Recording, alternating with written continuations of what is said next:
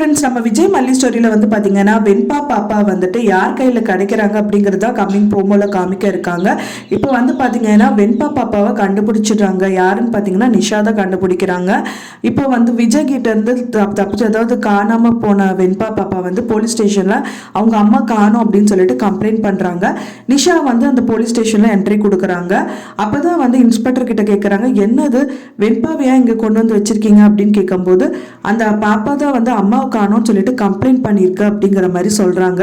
இன்னொரு சைட்ல வந்து பாத்தீங்கன்னா மல்லிக்கு கல்யாணம் ஏற்பாடு பண்ணிட்டு இருந்தாரு இல்லையா பாபு. இப்போ வந்து மல்லி கிட்ட வந்து அவங்க அண்ணி பேசிட்டு இருக்காங்க. உங்க அண்ணா பார்த்த மாப்பிள்ளைய பாரு அப்படின்றாங்க. அவங்களோட நோக்கம் என்ன அப்படின்னா ஃபுல் அண்ட் ஃபுல் மல்லி வந்துட்டு விஜய் வீட்டில் தான் இருக்கணும் அப்படிங்கிறது தான் அவங்களோட எண்ணம். ஸோ இந்த மாதிரி தான் வந்து கதை நகரதா இருக்கு.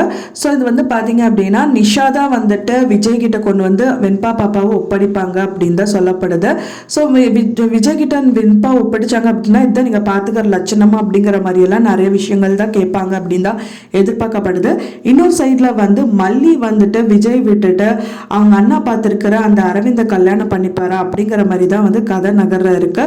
மெயினா வந்து பாத்தீங்கன்னா அவங்க ரெண்டு பேர் வந்து தனியா பேசுறதுக்கு ஒரு வாய்ப்பு கிடைக்குது. அப்படி இருந்தும் மல்லி மிஸ் பண்ணிடுறாங்க. அந்த ரொம்ப எக்ஸைட் ஆகி அந்த சாவியை வந்துட்டு அவர் தூக்கிட்டு வீசுறாரு, அந்த கார் சாவியை.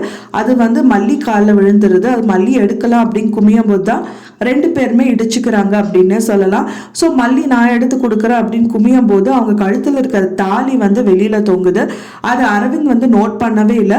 டக்குன்னு என்ன பண்ணிட்டாங்க அப்படின்னா அந்த தாலியை தூக்கி அவங்க உள்ள போட்டுட்டு அந்த சாவி வந்து தள்ளி விட்டுட்டாங்க. ஸோ அரவிந்த் வந்து கை தவறி அந்த பக்கம் விழுந்துருச்சான்னு சொல்லிட்டு அவங்களே குமிஞ்சு அந்த சாவி எடுத்துடுறாரு. அதுக்கு மெயின் காரணமே அவங்க பாபு அண்ணா தான் அப்படின்னே சொல்லலாம். ஒரு நல்ல சந்தர்ப்பம் வந்து மல்லி அமைஞ்சிருந்தது. ஆனா வந்து பாத்தீங்கன்னா மல்லியை கெடுத்துட்டாங்க அப்படின்னே சொல்லலாம். அவங்க அண்ணி நாகுதான் வந்துட்டு மல்லிகிட்ட சொல்றாங்க, நல்ல சந்தர்ப்பம் உங்களுக்கு அமைஞ்சிருக்கு, அவரே உங்ககிட்ட பேசணும்னு சொல்ற, அப்படி இந்த டைம் பார்த்து நீ எப்படியாவது வந்து நீ என்ன நடந்ததோ அதெல்லாமே சொல்லிடுவேன் மல்லி அப்படிங்கிற மாதிரி தான் சொல்லி அனுப்பி வைக்கிறாங்க.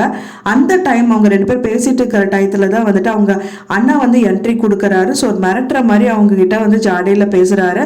அது புரிஞ்சுட்ட மல்லி வந்துட்டு அண்ணாக்கு பிடிக்காத விஷயம் நம்ம பண்ணக்கூடாது அப்படின்னு சொல்லிட்டு தான் அந்த விஷயங்கள் எல்லாமே மறைச்சிட்டாங்க. அவரை ரொம்ப பிடிச்சிருக்கு அப்படிங்கிற மாதிரி அவங்க சொல்ற மாதிரியும் பார்த்துக்கிறாங்க. ஸோ அதுக்கப்புறம் தான் அவங்க நாகம் என்ட்ரி கொடுக்குறாங்க. என்ன மல்லி இப்படியெல்லாம் சொல்லிட்டேங்கும் போது சொல்லலாங்கும் போது, என்ன இப்படியெல்லாம் பண்ணிட்டேன், நீ என்னவோ பண்ணு அப்படிங்கிற மாதிரி தான் வந்து சொல்றாங்க. ஆனால் நான் இன்னும் சும்மாவே இருக்க மாட்டேன், நீ பண்ணாட்டாலும் எப்படியாவது இந்த கல்யாணத்தை தடுக்க தான் நான் முயற்சி பண்ணுவேன், நீ விஜய் வீட்டில் தான் இருக்கணும் அப்படிங்கிற மாதிரி மனசுல நினச்சிக்கிறாங்க. ஸோ என்ன எப்படிதான் நகரப்போது கட்டம் அப்படின்னு தான் வெயிட் பண்ணி பார்க்கணும் ஃப்ரெண்ட்ஸ். நான் சொன்ன இந்த தகவல் உங்களுக்கு பிடிச்சிருக்கும்னு நினைக்கிறேன் ஃப்ரெண்ட்ஸ். பிடிச்சிருந்தா மறக்காம லைக் பண்ணுங்க, ஷேர் பண்ணுங்க, சப்ஸ்கிரைப் பண்ணுங்க.